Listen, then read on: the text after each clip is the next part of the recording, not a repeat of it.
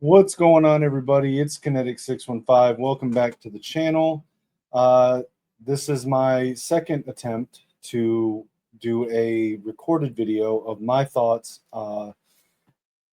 mid-season. This time, as you can see, it's about my Minnesota Vikings, NFL, NFC North. So this is gonna be a shorter video. It's not a live like what you're normally used to seeing me on. But I'm just gonna go over some of the thoughts that have been kind of running through my head following the game this past week with the Chargers. Sort of what I'm seeing from the community, from the team, just my thoughts. Might be a little bit rambling. I apologize for that, but stick with me. Uh, of course, as always, please make sure to like, share, subscribe, hype the video, comment what your thoughts are, what you think I got wrong. Happy to have discussions with you. But let's go ahead and get into this. So we are currently at 3-4 with the Vikings. We just lost an ugly game this past Thursday in LA in what was likely Carson Wentz's final game as a Minnesota Viking, or at least as the starting quarterback. It's bittersweet for me. I want to give all respect to Carson Wentz and what he gave. This was his childhood favorite team that he grew up as a fan of. He got to start for him with JJ getting the high ankle sprain after week 2. Gave us one good game against the Bengals. Some so-so games with some problems with overseas against the Steelers and the Browns, and then a very not a great game against Philadelphia, and a very ugly game against Jim Harbaugh and the Chargers. So, just a couple quick notes on the game itself this past Thursday. I'm going to get the one good thing out of the way, and this is probably just something from me as a Michigan Wolverines and a Minnesota Vikings fan. I was happy to see the reunion after the game of J.J. McCarthy and Jim Harbaugh. They have a very strong bond, very mentor, father figure type bond for JJ. Similar to the one he has with Kevin O'Connell, I think, but a little less business, so to speak. So I think there's definitely a bond there. The team looked ugly, man. I mean, we got outplayed in pretty much every facet of the game. The O-line didn't look good quickly in the game. Christian Darrisaw came out. Brian O'Neill was already out. So our tackles weren't great. Donovan Jackson, our rookie left guard, still coming back from an injury. We were starting Blake Brandell in his third game as a center.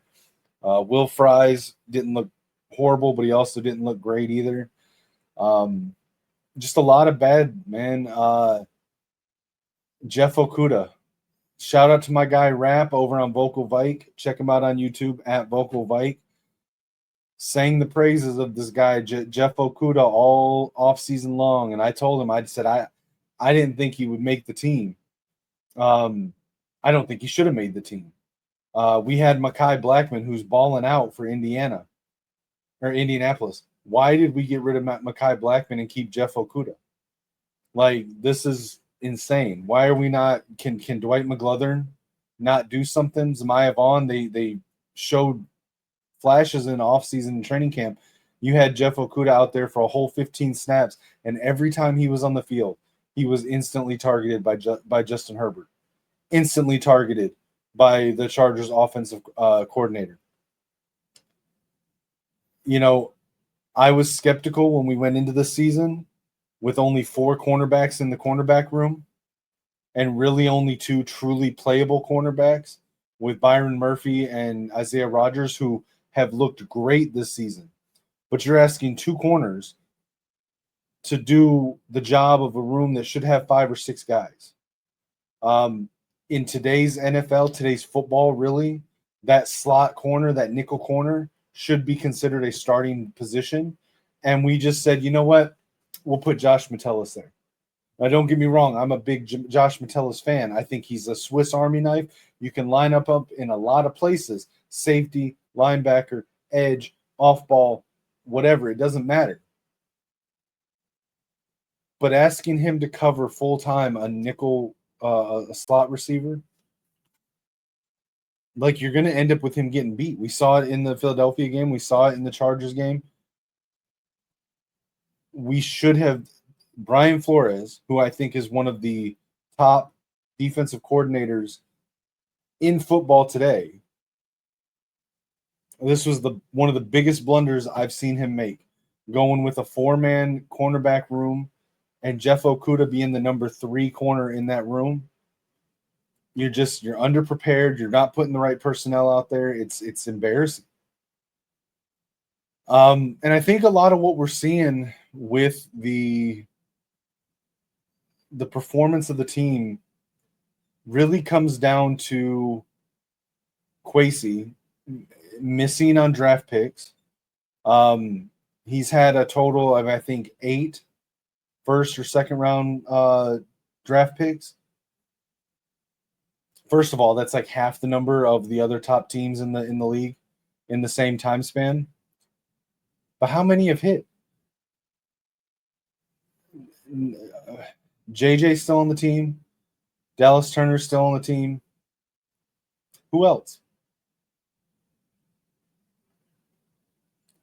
And when you miss on the draft, as bad as he has, when you miss when you don't have that young talent coming through the draft pipeline, you're going to have to go to free agency to fill that. You're going to end up paying more because you don't have the rookies on the rookie deals developing within your system. You're bringing in free agents, hoping they can pick up you're hoping that they can pick up the system. You're hoping that they can pick up the coverages. And on top of that, Brian Flores' system is notorious for being one of the most complex systems in the league. One of the things that I love about the system makes it difficult. And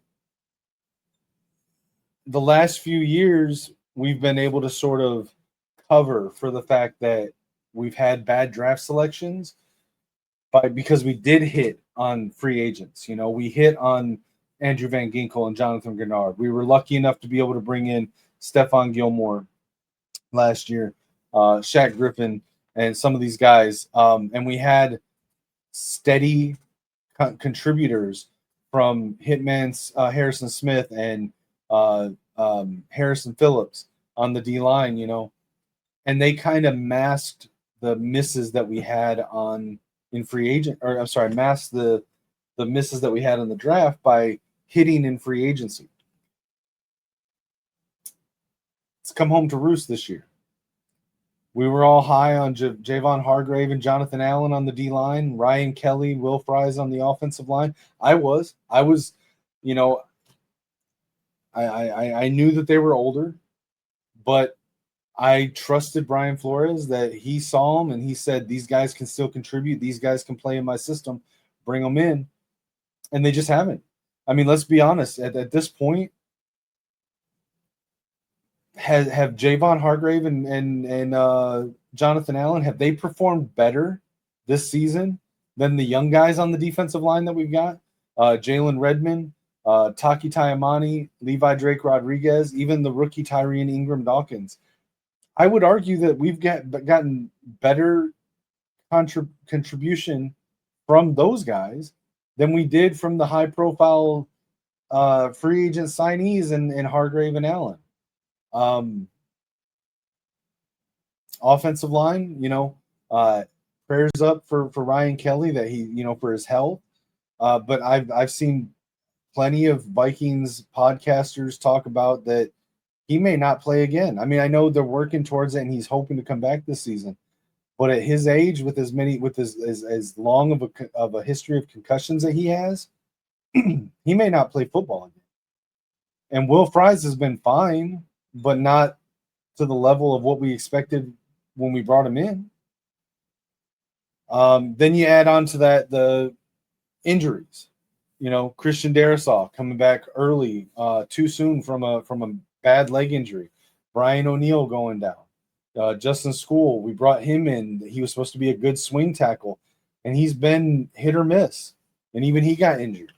Michael Juergens, we kept him as a backup center. We got rid of Garrett Bradbury for Ryan Kelly. And don't get me wrong, Garrett Bradbury had plenty of flaws, but he seems to be doing just fine for the Patriots right now.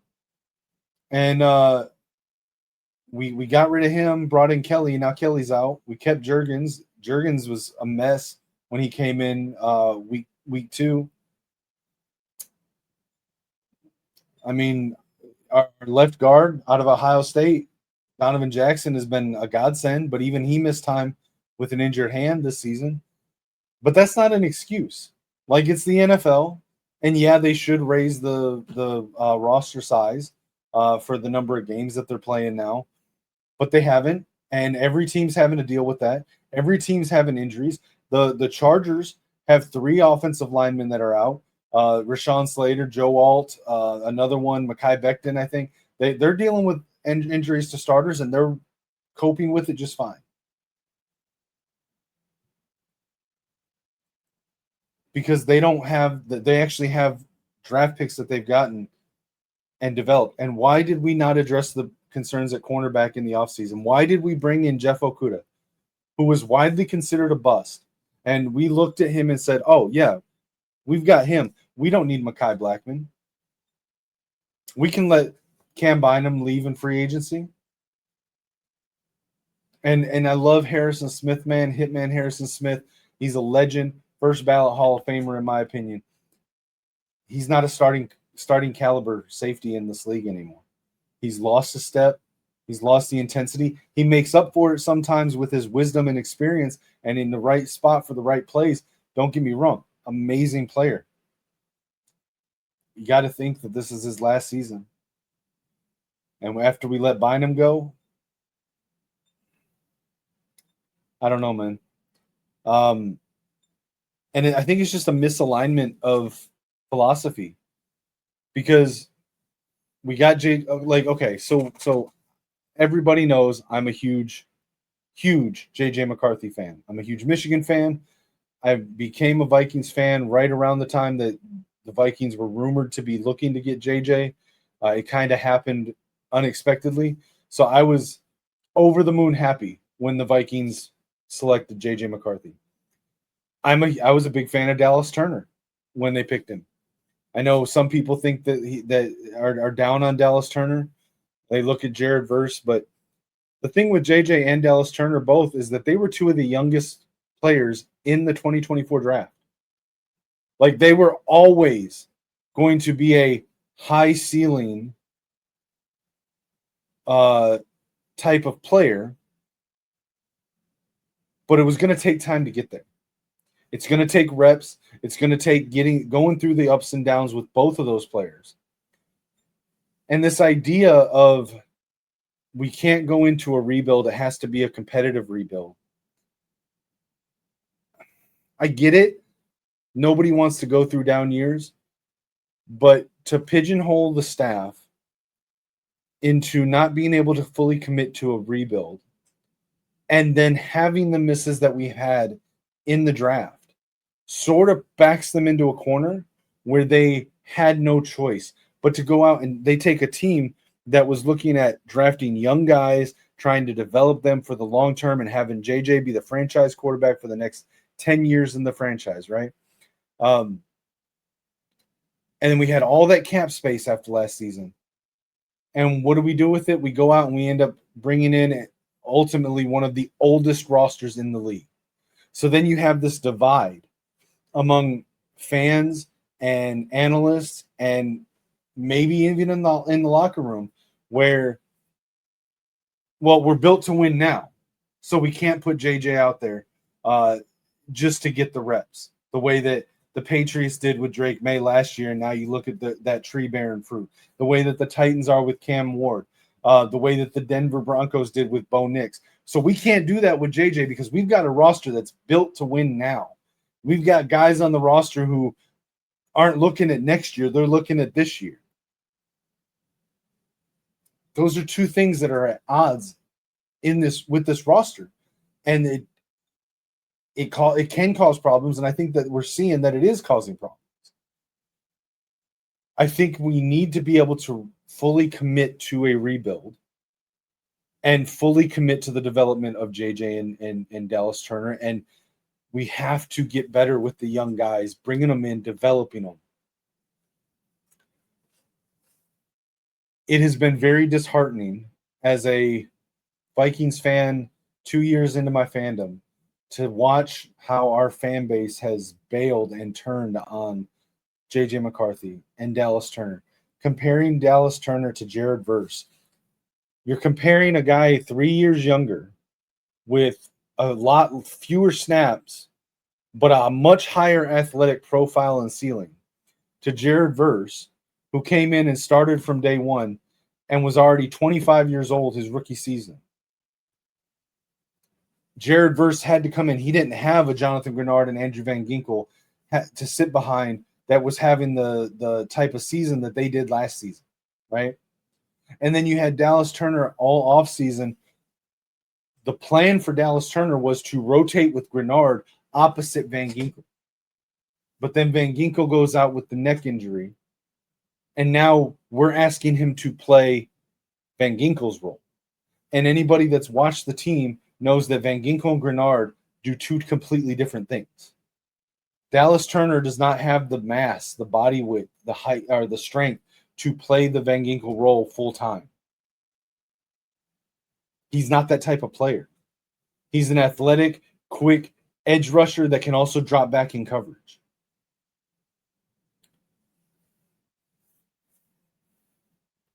I just think we have to reassess our identity, realize that it did not pan out this season the way that it should have. We need to make changes going forward, but we need to commit to the long term, the development of two of the youngest players in the league. You look at Kevin O'Connell has that famous quote that organizations fail young quarterbacks more than young quarterbacks fail the teams. JJ's 22 years old. Look at the recent history of Baker Mayfield, of Sam Darnold, of all these quarterbacks, Bryce Young, that were labeled as busts because they didn't hit the ground running and save their franchises in the first 3 seasons. You don't think the Browns are kicking themselves for letting Baker Mayfield go too early? You don't think you look at the teams that had Sam Darnold on their roster and wrote him off as a bust when all he needed was more time. Develop JJ. Go through the ups and downs. Make him the franchise quarterback for the next 10, 15 years. Let him become great here. Whether that happens at 23 or 27, it's going to happen if we stick with it. But we have got to get out of this mindset of instant gratification needs. Same thing with Dallas Turner. As far as some of the changes that I think need to be made, listen, I love Kevin O'Connell. I think he's an incredible offensive coordinator, and I think he's an incredible head coach. I think he's so good at connecting with the talent. I think he's so good in that mentorship role. But he's not without flaws. He's very locked into and obsessed with how his career never panned out. And that can be a good thing and bad thing. It's a good thing in the sense that he wants to do right by his players the way that he feels he wasn't done right by. But it can be bad because he also wants to prove that he's the smartest guy in the room, that he's the smartest coach in the country, that his system is superior. And instead of saying, here's my super in-depth, complex system with all these long developing route trees and things that have to be done, you have to be willing to adapt your system and your play calling to the personnel. And I don't think he can do that. He has shown he is too quick to abandon the run. We brought in offensive linemen. We brought in Jordan Mason to help JJ with the run game. But every time we get into a pressure situation, It can be 3rd and 1, and it's a throw.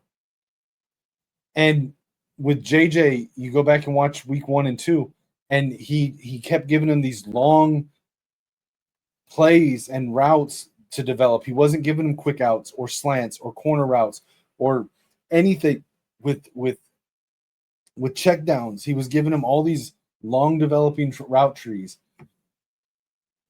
That's not what you want to do with a young quarterback. He had to change that for Carson Wentz because of Wentz's limitations.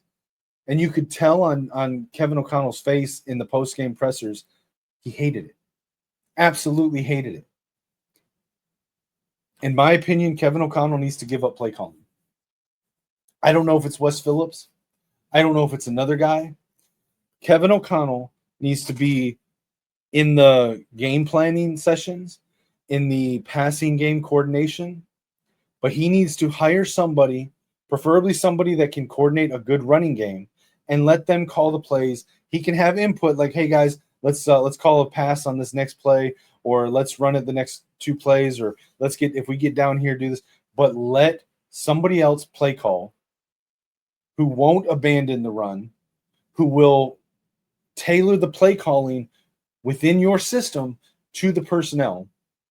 And you focus on what you've been great at as a head coach with the game time decisions, with the game management. You look at week 1 when he was telling the returner to come out of the end zone. Like those heads up things were great. But you're a head coach now, Kevin. You're not an offensive coordinator anymore. And you have to recognize your own flaws, and you have to bring somebody in or appoint somebody that's there, elevate them to help sort of make up for your own flaws. That's the mark of a good leader. Recognize your own flaws, put people in position to help balance it out. And on that same token, Kwesi, my man. I'm a Kwesi supporter. You can't draft, bro. I don't know how much direct input you have in the draft. I know you're not a football guy, and that's fine. I like how you've approached the job, but we got 3 years plus of experience now seeing that you don't know what you're doing with the draft, or whoever you're listening to right now. They don't know what they're doing. So use your talent, identify somebody that you can bring in an assistant GM role and give them whatever title you want, and their entire job is to evaluate and recommend draft selections based on their conversations with you and Kevin O'Connell, and you have to be willing to listen to them. Hell, bring in our guy Thor Nystrom. He covers the draft. He covers college. He knows who's who. I don't know. Just bring in somebody that knows what they're doing. Okay? Recognize your own faults and put people in place to make up for it. I like Kwesi. I like Kevin O'Connell. I want us to win a Super Bowl with them, with JJ. But we've got to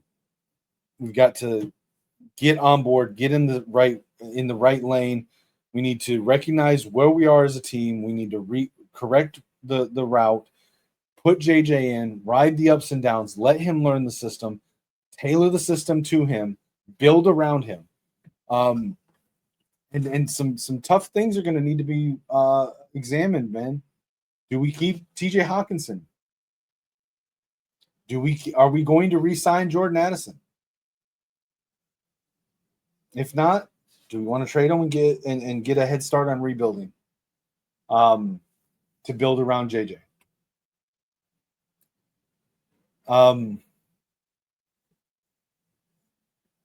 I think we just need to be willing to cut bait with Hargrave and Allen. Recognize, it is what it is. Like I said earlier, Isaiah Rodgers, A+ on that signing. Isaiah Rodgers is amazing.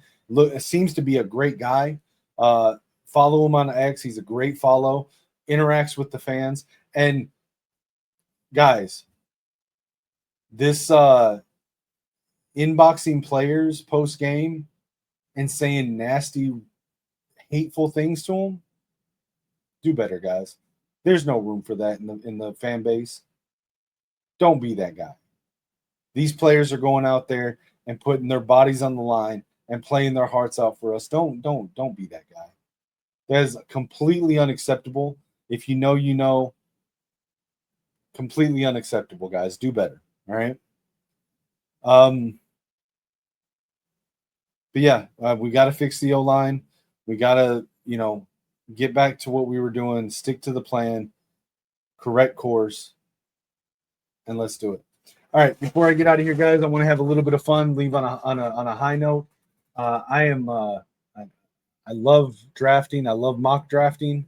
I want to end this video with a 7-round Vikings mock draft. So we're going to go ahead and pull up PFF here. Shout out to my boy that gave me the login for this.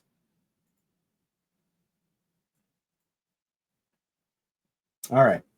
So we got it here. 7 rounds. We're going to do Vikings. Let's see what we got. So we are this is based on the betting odds. I don't know what source they use at PFF, but they've currently got the Vikings picking 13th overall. So we're going to jump into this real quick. We're going to try. We might do a trade, but I'm going to try to keep it to minimum. We'll see what comes up. And fair warning, guys. I am a Michigan fan. When I do these, I do tend to, if I see an opportunity to take a Michigan player, I probably will. I don't do it blindly. I do it if I think it's a good pick, if it fits the team, if it's a good value. But it is what it is. That's my biases. So you know what? Deal with it. It's my channel. All right, so let's go ahead and start the draft. Let's take a quick look at who's gone already. So the Saints, picking at number 1 overall, take Reuben Bain Jr. The Jets, who got their first win today, as of this recording on Sunday, at number 2, take Fernando Mendoza from Indiana. The Tennessee Titans at 3 take Caleb Downs out of Ohio State. Cleveland Browns defensive tackle Peter Woods out of Clemson. Let's see. I want to make sure I don't have the timer on. Okay, yeah, I don't have the timer on. Okay. Miami Dolphins take Jordan Tyson, wide receiver, Arizona State. New York Giants take edge TJ Parker. Baltimore Ravens go with linebacker Arvell Reese at 7. The Raiders go with quarterback Dante Moore. I love this pick. I'm not convinced Dante Moore is going to come out this year, but I do love that pick. The Arizona Cardinals going with Jeremiah Love, running back out of Notre Dame. I don't understand this pick right here because I even turned up draft for needs. The Bengals going with Mekhi Lemon at wide receiver. You got Jamar Chase. You got T. Higgins. You're going wide receiver again. I get it. I'm a big Mekhi Lemon fan, but I'm sorry. You need offensive line. You need offensive line in a bad way. So I don't agree with that pick. Ty Simpson, quarterback out of Alabama, going to Los Angeles Rams to be the heir apparent to Matt Stafford.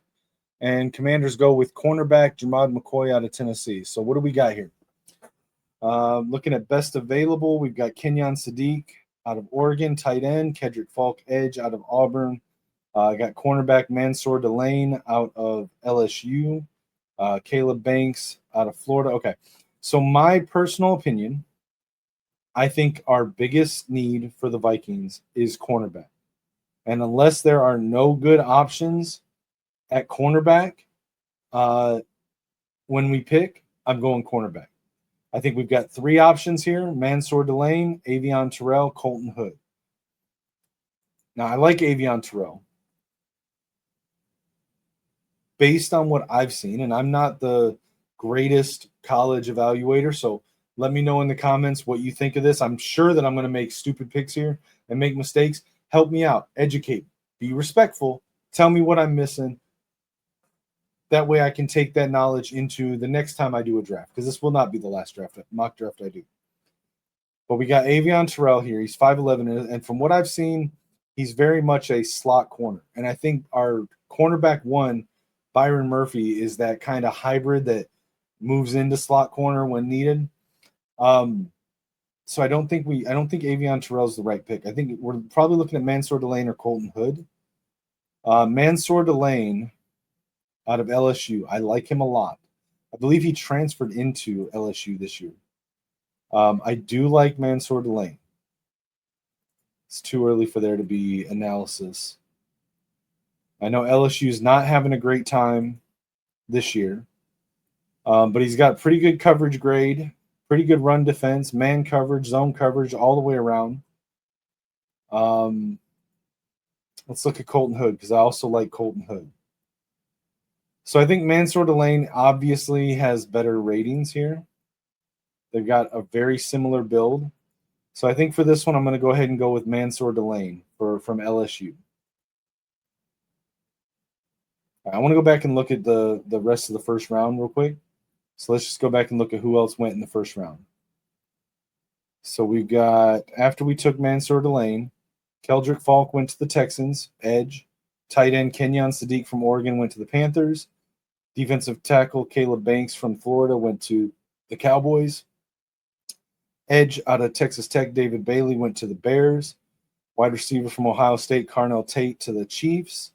Spencer Fano from Utah, formerly of Notre Dame, went to the Browns. San Francisco 49ers take edge Cassius Howell out of Texas A&M. Previously talked about Avion Terrell goes to the Chargers. Francis Mauigoa, one of the top tackles in the draft, goes to the Steelers. I think they should go QB there, but Caden Proctor, tackle out of Alabama, goes to the Rams. I like that pick. Denzel Boston, wide receiver from Washington, goes to the Lions. I don't like that pick. I don't think wide receiver is the number one need for the Lions, but maybe I'm not a Lions fan, so Lions fans, let me know in the chat or in the comments what you think about that. Romello Height, edge out of Texas Tech, goes to Buffalo. Wide receiver Chris Brazzell from Tennessee goes to the Denver Broncos. Second volunteer, the one we looked at earlier, Colton Hood, cornerback, goes at 27 to the Seahawks. Tampa Bay Buccaneers take edge LT Overton from Alabama. Wide receiver from Texas A&M, Casey Concepcion, goes to New England to be another target for Drake May. Edge out of Oklahoma, R. Mason Thomas, goes to the Eagles. Dallas at 31 takes Kristen Miller out of Georgia, defensive tackle. And then the Colts, of course, they're going to take the guy, I can't say his name, but the offensive guard out of Penn State. And just another interesting thing here, according to the betting odds, apparently we're going to have a Colts-Cowboys Super Bowl with the Colts winning, according to this. That would be very interesting. All right. I'm not going to go through all the picks in round two, although I do see Mateo Uiagalelei going to the Bengals. Again, the Bengals just are so averse to drafting offensive linemen, apparently. They just, I guess they think that Joe Burrow doesn't need protection. Also see Sonny Styles goes to the Dolphins. The Jets went tackle with Jennings Dunker. I'm surprised he didn't go in the first round, but he went first pick in the second round. All right, so Vikings on the clock at pick 45. So I think our needs for the Vikings right now would be running back, offensive line, defensive line, safety, and maybe linebacker. Maybe. All right. So just looking at this right here, I see three guys that I like. Four, really. So let's look at these four guys. So we and you know what? I'm just full disclosure. I'm probably going Rod Moore here, but I'm going to take a look at the information that's available here on PFF of the four guys that I'm looking at, and we can take a look. So we got offensive tackle Austin Sareveld out of Ohio State. This guy is 6'5", 325. So do we think he's going to play guard in the pros, or is he going to stay at tackle? I don't know enough about this guy. If I have any Ohio State fans that watch my channel, Garrison, if you're out there, Ron, if you're out there, I know there's a couple other guys that I'm just mind blanking. Apologies. Let me know in the chat. Austin Saraville, is he going to be a tackle at the pro level, or will he move inside? But looking at his grades, he's got a 79.5 run block, 78.3 pass block, higher zone than gap grade, which fits the Vikings. He had much better grades in 25 than 24. That's good. Looks like so it looks like he did play guard in 24 and then moved to tackle in 25. So again, please, Ohio State fans, let me know. Is he a tackle at the next level? All right. I also noticed AJ Halsey from LSU. So compare him directly to Rod Moore. So let's look at Rod Moore. So Rod Moore has a 67.9 coverage grade, a 51.9 run defense grade. Now, keep in mind, guys, that Rod Moore has not played a full season this year. He came back from a major knee injury. He came back spot duty in Nebraska. He came back full time for the Wisconsin and SC game, and then has not played the last two games. So the stats are going to be a little off because of his injury. But I can tell you the eye test, he looks strong as ever. So I'm not worried about the injury. But he is 6 foot 198 according to PFF. So compare him to AJ Halsey, 6 foot 222, so a little bit bigger. Let's see, he's got better grades here. Now he has played a whole season. Man, it's gonna be tough for those two. The other one here is Caleb Tiernan. I liked Caleb Tiernan. Much better at pass blocking than run blocking. I think if we were going to go tackle here, though, we're probably going with the Ohio State guy. But again, I'm not convinced that he's a tackle. Dylan Thieneman from Oregon. Not so good on run defense, but good on coverage. I do like Thieneman as well. I think he was a Purdue transfer to Oregon this year. All right, we're at 45. You know what? I'm going to switch it up. I usually go Rod Moore here. I'm a big Rod Moore fan. I'm going to assume that Austin Saraville is going to move into guard, which is what he played in 2024.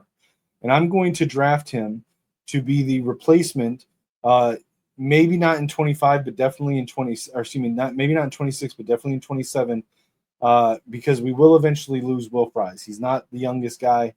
So I'm going to say that I'm going to go ahead and take Saraville, thinking that he's going to move inside.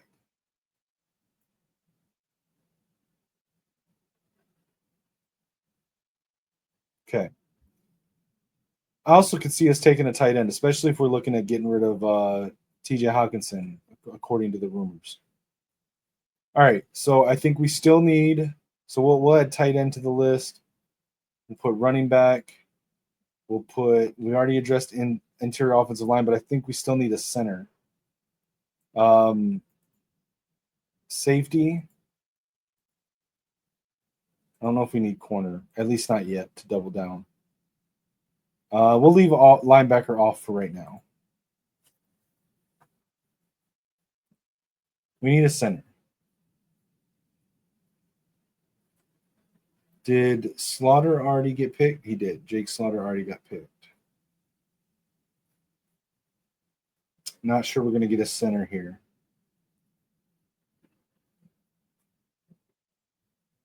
Okay, so if center's not an option here, we could go Stowers. If we're assuming that we're trading Hawkinson, what could we get for Hawkinson? If we trade him at the trade deadline, I'm gonna Google real quick. What is TJ Hawkinson's estimated trade value currently?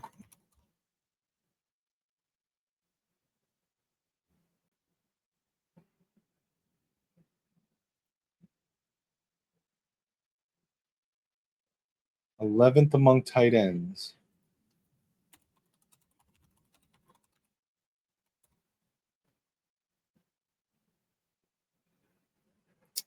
I don't know if I agree with this. So according to Google AI, TJ Hawkinson would get a late first round pick. I don't agree with that. I think he gets maybe a second round pick, but we're already in round 3. So let's see.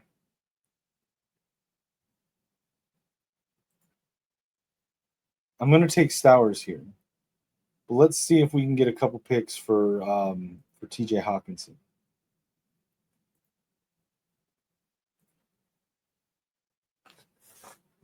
All right, who do we got coming up here? Can we get let's see a team that needs a tight end.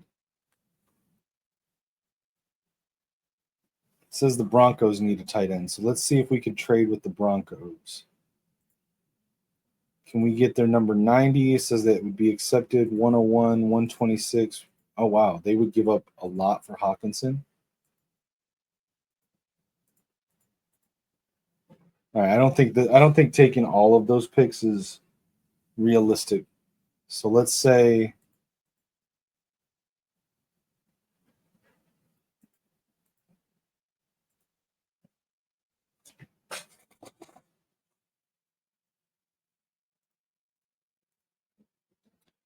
all right, so we'll get back 90, 101, and 165, as well as a third and fourth rounder for 2027.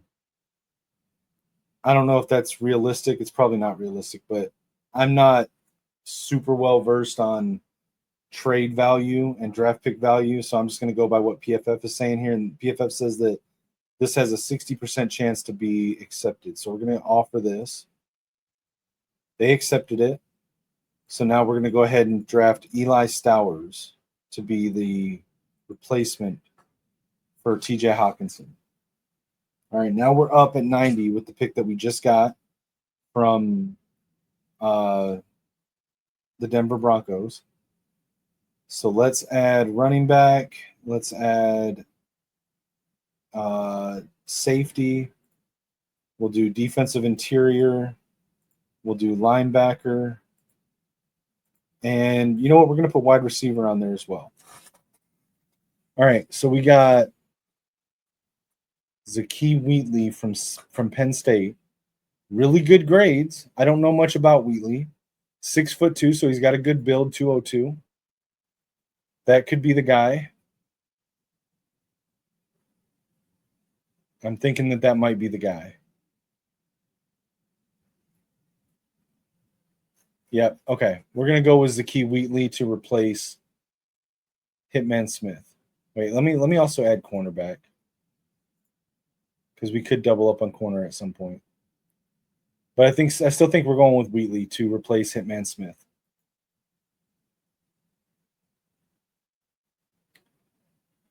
All right, now we're at 97. At 97, and then we also have the 101.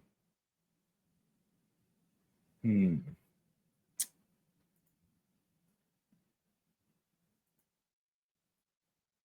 me look. Is there any good centers coming up? Logan Jones from Iowa is the next big center, and I think we can get him a little later. It's a gamble, though. Bunch of running backs left. I think we can wait on that. Wide receiver. Do we want to go wide receiver at 97? Didn't we take Ty Felton at 97 last year?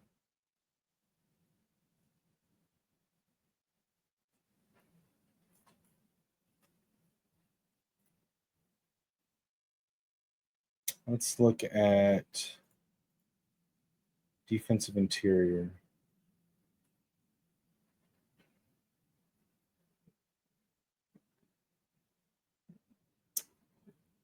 See, there's just so many guys here that I don't know enough about them. I need to do more research. So I just kind of got to go off some of what I see on PFF. So again, guys, in the comments, educate me. What am I missing about some of these guys? Skylar Gill Howard, 6'1", 290 for defensive interior out of Texas Tech. His grades have not been great the last few weeks. Albert Regis, Texas A&M. Run defense. Hey, we need run defense. Let's see. 6'1", 317. He's trending up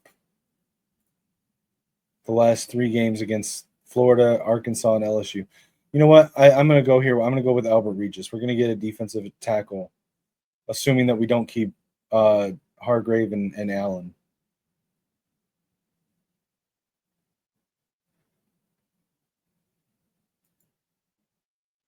Maybe this is where we double up on cornerback. We got Will Lee out of Texas A&M.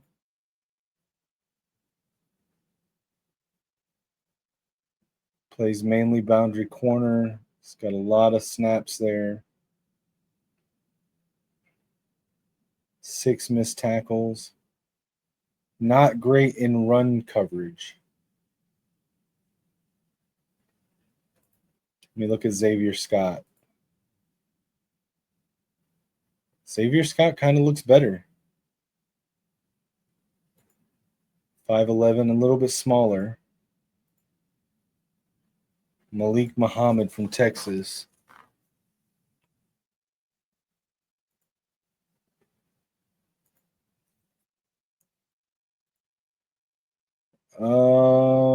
I'm going to go with Xavier Scott. We're going to double up on corner here. Got to fix that corner room. All right, we're at 113. Let's see. Running back. Wide receiver.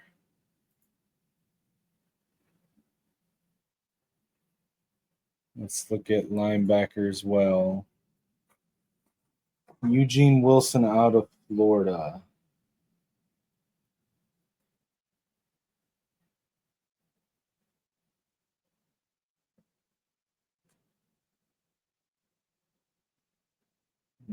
Has not had a great season this year.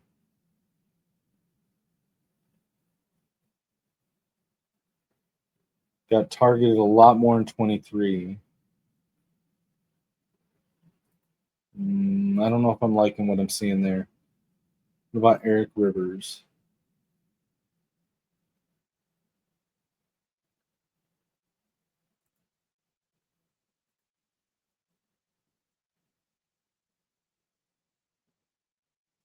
Because we're definitely going to have to replace Jalen Naylor, and I think long term we're going to have to replace Jordan Addison. So, of course, my guy Justice Haynes. I think he's the pick, guys. I think Aaron Jones is done this year. Justice Haynes, Heisman Haynes. I'm a homer pick here. You can ding me for it. Mackie, hit the buzzer, hit the bell. I'm going homer pick here with Justice Haynes. I didn't do it with Rod Moore. You got to give me this. I'm going with Justice Haynes. All right, 152. Is it too late to get? No. Okay, here we go. Logan Jones, center. Send it. Iowa center, Logan Jones. Okay, let's see.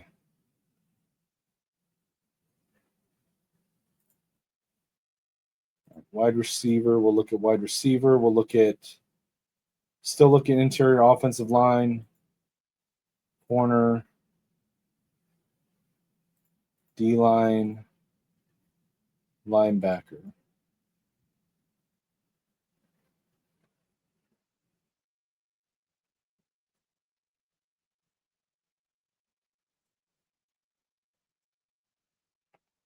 Nick Harbor is such good potential, but I just something doesn't click for me with him. I just feel like his head's not into football the way that it should be.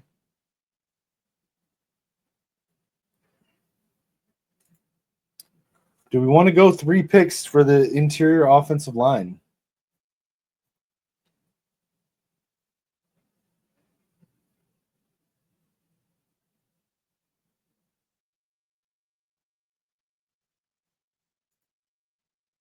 Bro is 6'5", 327.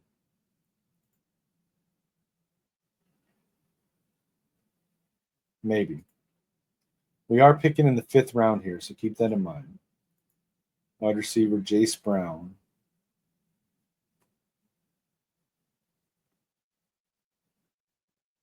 Play inside or out. Actually seems like a pretty decent receiver here.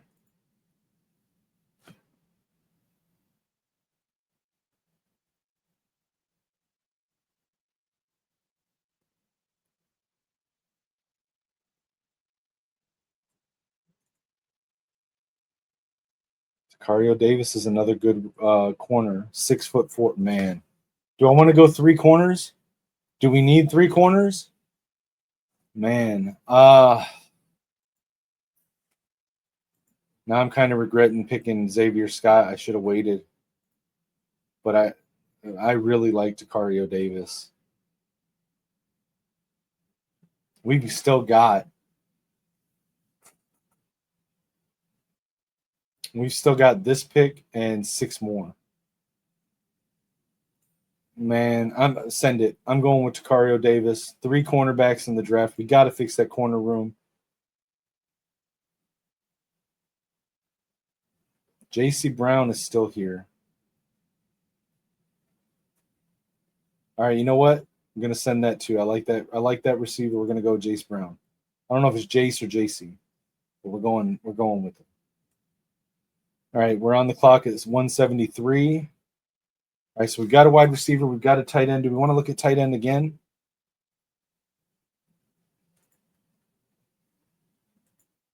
Got running back. I don't know if we need another running back. I know Darius Taylor would be a good, a popular pick, but I don't know that we would go with another running back in the draft. I could see us doubling up on interior offensive line, going with either Armaj Reed Adams or Parker Brailsford. Let's see. Reed Adams has played guard and tackle. Rated decently good, well for zone. Pass blocking's a little suspect. 6'5", 325. The center position is so difficult. Do you want to just hedge our bets and double up there? 6'2", 290. It's a little undersized.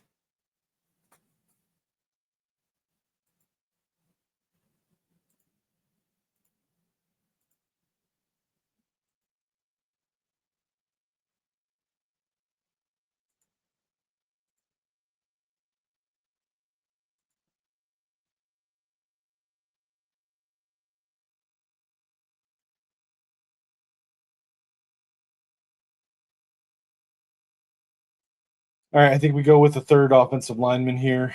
I just don't know which one to take here. I think I'm going to go with Armaj Reed Adams.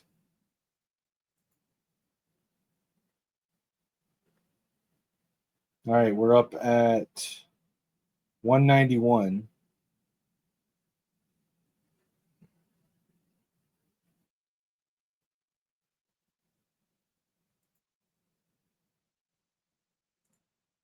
Darius Taylor's still there. I think we're done with the interior offensive line. Let's look at linebacker. I think we're done with corner. We could look at tight end still. I know the Minnesota fans are wanting me to go with Darius Taylor here. I just know it. I also really like Rasheem Biles, but we can probably get him with 208. All right. I'm going to go for the cheap pop. We're going to go with Darius Taylor. I like Darius Taylor. I'm a Michigan fan, but I like Darius Taylor. Minnesota fans like Darius Taylor. I'm going to go with Darius Taylor.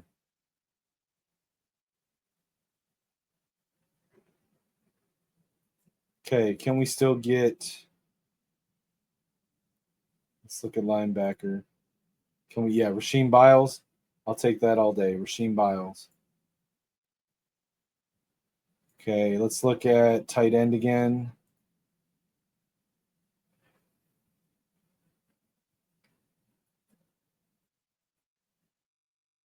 Nobody's really jumping off the page for me.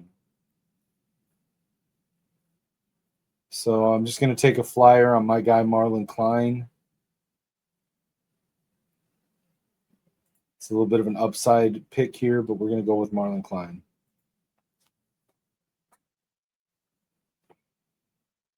All right. And then let's go BPA.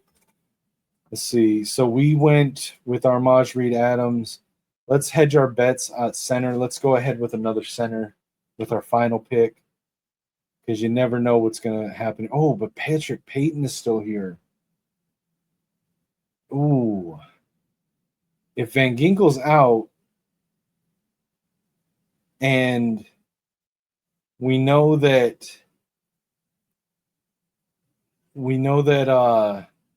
Brian Flores likes to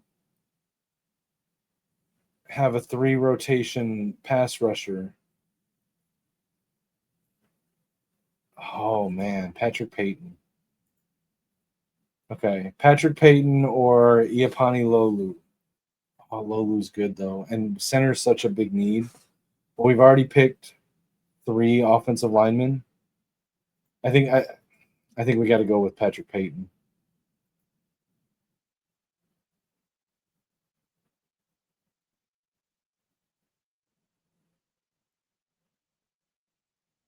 I know they're going to ding me because they don't look at the offensive line guy from Ohio State. Yeah, Austin Sarabeld. See, I don't see us taking Deontay Lawson that high. That's just me though. So they gave me a C- for Delane, an F for Sarabeld. I disagree with this. A+ for Eli Stowers, Zakee Wheatley, a C-. They don't like this draft. This is the worst graded draft I've gotten since I started doing these mid-season drafts. But it is what it is. So we'll take it. All right, I'm going to copy that. I'm going to post it to X.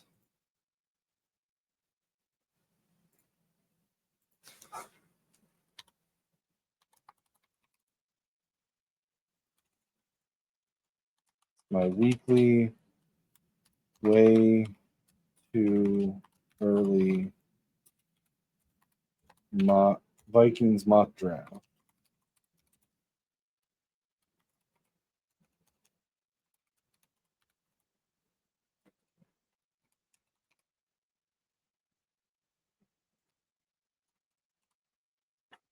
All right. I'm posting that. All right, so let me know in the comments where I messed up, what I got wrong, what picks were stupid, who I should have taken instead. Let me know what your thoughts are. You can comment, or you can go on X, look me up, Kinetik615 there, or on any platforms at Kinetik615. Here on Kinetik615 on YouTube. I also have my gaming channel, Kinetik615 Plays. I do have a Friday night show that I do with my buddy Kinetik615 over on YouTube at the Gamer Sideline.